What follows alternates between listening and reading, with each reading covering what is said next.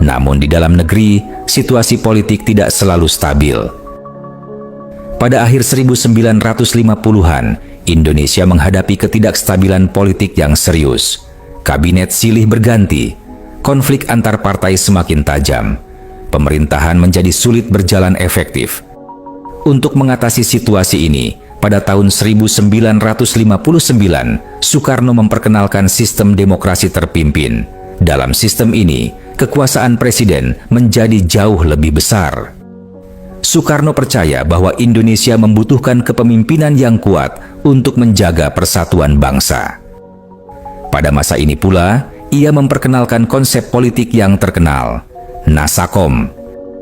Nasakom adalah singkatan dari nasionalisme, agama, dan komunisme.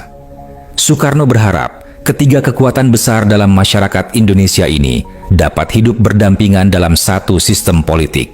Namun dalam praktiknya, ketegangan antar kelompok justru semakin meningkat.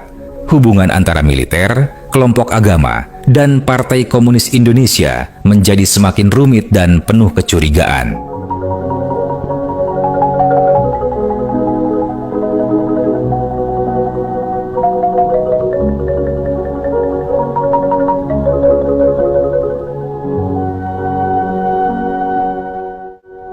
Pada April 1961, Soekarno kembali melakukan langkah diplomatik penting.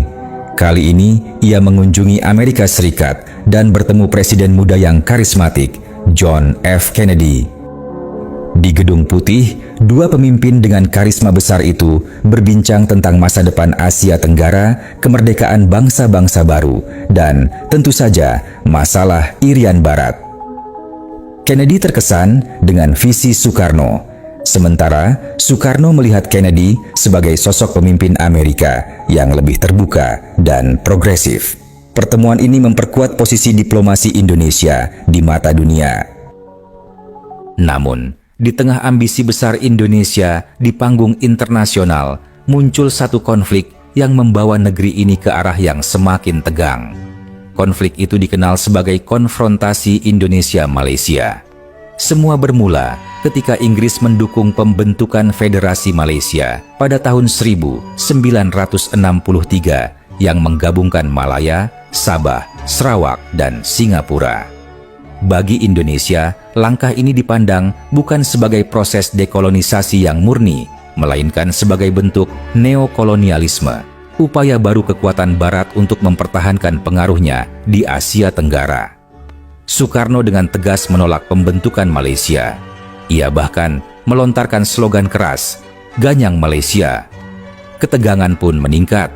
Indonesia tidak hanya melakukan tekanan diplomatik, tetapi juga melancarkan operasi militer terbatas di wilayah perbatasan Kalimantan dan Semenanjung Malaya. Pasukan Indonesia menyusup ke wilayah Malaysia, sementara bentrokan bersenjata terjadi di hutan-hutan perbatasan. Konflik ini tidak berkembang menjadi perang terbuka skala besar, tetapi cukup untuk menciptakan ketegangan regional yang serius. Di tengah konflik ini, Indonesia semakin mendekat ke Blok Timur, terutama dengan Uni Soviet dan Republik Rakyat Tiongkok. Sebaliknya, Malaysia mendapat dukungan dari Inggris dan negara-negara Barat. Konfrontasi ini juga berdampak besar di dalam negeri. Ekonomi Indonesia semakin tertekan akibat pengeluaran militer yang besar. Hubungan diplomatik dengan negara-negara Barat memburuk. Bahkan, Indonesia sempat keluar dari Perserikatan Bangsa-Bangsa pada tahun 1965 sebagai bentuk protes terhadap terpilihnya Malaysia sebagai anggota tidak tetap Dewan Keamanan. Situasi ini semakin memperkeruh kondisi politik nasional yang sudah tegang. Konfrontasi baru berakhir setelah perubahan kekuasaan di Indonesia mulai terjadi. Pada tahun 1966, setelah melemahnya posisi Soekarno, Indonesia secara resmi menghentikan konfrontasi dan memulai normalisasi hubungan dengan Malaysia. Salah satu perjuangan terbesar pemerintah Indonesia pada masa Orde Lama adalah merebut kembali Irian Barat. Setelah kemerdekaan Indonesia, wilayah ini masih berada di bawah kendali Belanda.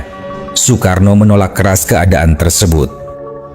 Tanggal 1 Mei 1963 menjadi salah satu momen penting dalam perjalanan sejarah kedaulatan Indonesia.